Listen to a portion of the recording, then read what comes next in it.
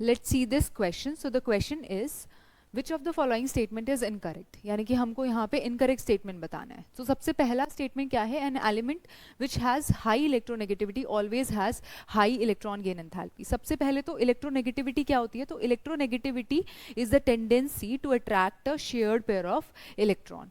ठीक है, हम लिख सकते हैं कि इलेक्ट्रोनेगेटिविटी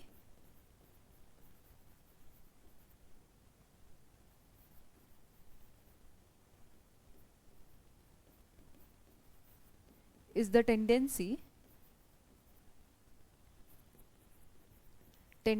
of an element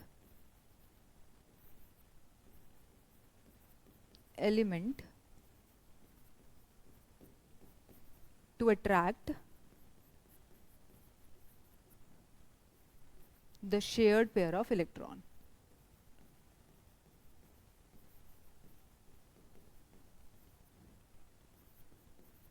ठीक है, अगर सपोज मेरे पास कोई ए और बी दो एलिमेंट है. ठीक है, इन दोनों के बीच में क्या है, बॉन्ड बना हुआ है. ठीक है, अच्छा ये कोवलेंट बॉन्ड है. सपोज कोवलेंट बॉन्ड है तो दोनों इलेक्ट्रॉन्स कहाँ प्रेजेंट होंगे, मिडल में. ठीक है, पर अगर जो मेरा बी एलिमेंट है उसकी इलेक्ट्रोनेगेटिविटी ज़्यादा होगी तो जो शेयर्ड पेयर हो रखा है, मतलब जो शेयरिंग हो रखी है इलेक्ट्रॉन पेयर्स की, अभी वो बीच में है, तो वो क्या करेगा, बी की साइड पे थोड़ा सा शिफ्ट हो जाएगा इलेक्ट्रॉन पेयर, क्योंकि B is more electronegative than A, यानी कि जो बी की इलेक्ट्रोनेगेटिविटी है वो ज़्यादा है एज कम्पेयर टू ए, तो वो उस शेयर्ड पेयर ऑफ इलेक्ट्रॉन को अपनी तरफ क्या कर लेगा, अट्रैक्ट कर लेगा. ठीक है, तो ये क्या है, हमारी इलेक्ट्रोनेगेटिविटी है. अब इलेक्ट्रॉन एफिनिटी क्या होती है, सो electron affinity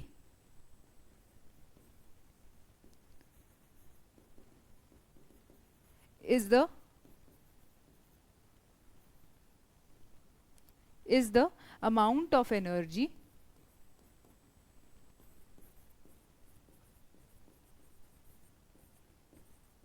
released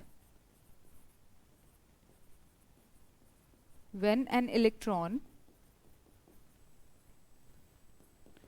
is added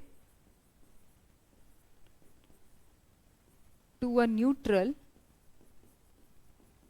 isolated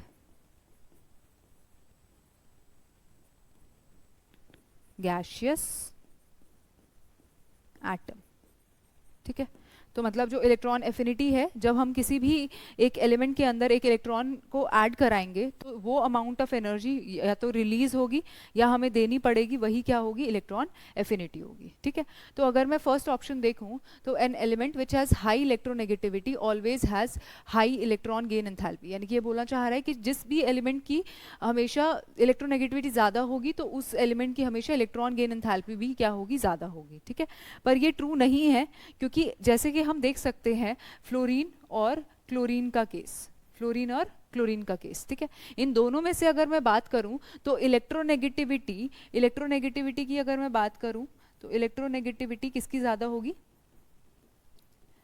electronegativity fluorine की ज्यादा होगी एज कंपेयर टू क्लोरीन. ठीक है, क्योंकि इलेक्ट्रोनेगेटिविटी जो है वो टॉप टू बॉटम जब हम जाते हैं तो इलेक्ट्रोनेगेटिविटी डिक्रीजेस. ठीक है, टॉप टू बॉटम इलेक्ट्रोनेगेटिविटी जो होगी वो डिक्रीज करेगी. ठीक है, तो फ्लोरीन की इलेक्ट्रोनेगेटिविटी ज्यादा होगी एज कंपेयर टू क्लोरीन. ठीक है, वहीं अगर मैं बात करती हूँ इलेक्ट्रॉन एफिनिटी की, तो इलेक्ट्रॉन एफिनिटी भी जब हम टॉप टू बॉटम जाते हैं तो it decreases down the group. ठीक है, पर अगर हम फ्लोरीन और क्लोरीन में से देखें तो फ्लोरीन का साइज इतना छोटा है कि जो इनकमिंग इलेक्ट्रॉन है, ठीक है, फ्लोरीन का साइज ऑलरेडी इतना छोटा है, ऑलरेडी उसके अंदर इलेक्ट्रॉन्स प्रेजेंट हैं और एक और इलेक्ट्रॉन आके वहां पे ऐड होना चाह रहा है. ठीक है, तो साइज इतना छोटा है तो इतने छोटे साइज में वो इलेक्ट्रॉन अकोमोडेट नहीं हो पाएगा, और ऑलरेडी जो प्रेजेंट इलेक्ट्रॉन्स हैं वो जो इनकमिंग इलेक्ट्रॉन है उस पर क्या लगाएंगे, रिपल्शन लगाएंगे. ठीक है, जिसको हम बोलते हैं इंटर इलेक्ट्रॉनिक रिपल्शन. अब उस इंटर इलेक्ट्रॉनिक रिपल्शन की वजह से जो इलेक्ट्रॉन एफिनिटी होती है, यानी कि जो इलेक्ट्रॉन एफिनिटी होती है, इलेक्ट्रॉन एफिनिटी वो किसकी ज्यादा होती है, वो क्लोरीन की ज्यादा होती है एज कंपेयर टू फ्लोरीन. ठीक है। तो अब ये स्टेटमेंट तो यहाँ पे कॉन्ट्राडिक्ट हो गया कि जो इलेक्ट्रोनेगेटिविटी है और इलेक्ट्रॉन एफिनिटी है, मतलब अगर किसी एलिमेंट की हाई इलेक्ट्रोनेगेटिविटी होगी तो उसकी हमेशा हाई इलेक्ट्रॉन गेन एंथैल्पी होगी। ठीक है, ऐसा तो जरूरी नहीं है, क्योंकि यहाँ पे फ्लोरीन की इलेक्ट्रोनेगेटिविटी ज्यादा है पर इलेक्ट्रॉन एफिनिटी क्लोरीन की ज्यादा है। ठीक है, तो ये स्टेटमेंट हमारा क्या हो जाएगा, इनकरेक्ट हो जाएगा। बाकी सब स्टेटमेंट्स भी चेक कर लेते हैं। Electron gain enthalpy is the property of an isolated atom, हमने अभी पढ़ा उसके डेफिनेशन में ही कि इलेक्ट्रॉन एफिनिटी जो है वो प्रॉपर्टी है किसकी, एक आइसोलेटेड एटम की प्रॉपर्टी है। ठीक है, अब electronegativity is the property of a bonded atom. अभी हमने देखा ए और बी एटम के बीच में क्या है, एक बॉन्ड प्रेजेंट है। ठीक है, तो वो टेंडेंसी है to attract the shared pair of electron. ठीक है, तभी वो अट्रैक्ट करेगा शेयर्ड पेयर ऑफ इलेक्ट्रॉन जब इन दोनों के बीच में बॉन्ड बना होगा। ठीक है, शेयर्ड पेयर का मतलब एक इलेक्ट्रॉन इसका एक इलेक्ट्रॉन इसका, तो इन दोनों के बीच बॉन्ड बना होगा। ठीक है, तो ये बॉन्डेड एटम की प्रॉपर्टी है। अगर हम लास्ट स्टेटमेंट देखें, both electronegativity and electron gain enthalpy are usually directly related to the nuclear charge. ये बात सही है कि अगर हम इफेक्टिव न्यूक्लियर चार्ज के बेसिस पे देखें तो जितना ज़्यादा इफेक्टिव न्यूक्लियर चार्ज होगा उतनी ही ज़्यादा इलेक्ट्रोनेगेटिविटी होगी और उतनी ही ज़्यादा इलेक्ट्रोनेगेटिविटी होगी। इलेक्ट्रॉन एफिनिटी और electronegativity is directly proportional to the effective nuclear charge. ठीक है, and inversely proportional to the atomic size. ये बात भी सही है, क्योंकि जैसे जैसे साइज इंक्रीज होता है वैसे वैसे जो मेरा वैलेंस शेल का इलेक्ट्रॉन है और जो मेरा न्यूक्लियस है उन दोनों के बीच में फोर्स कम होता है। ठीक है, जिसकी वजह से हमारी इलेक्ट्रोनेगेटिविटी और इलेक्ट्रॉन एफिनिटी दोनों की ही वैल्यू डिक्रीज होती है। ठीक है, on increasing the atomic size. तो जो ए ऑप्शन होगा it will be the correct option, मतलब ये इनकरेक्ट स्टेटमेंट है तो ये करेक्ट ऑप्शन है।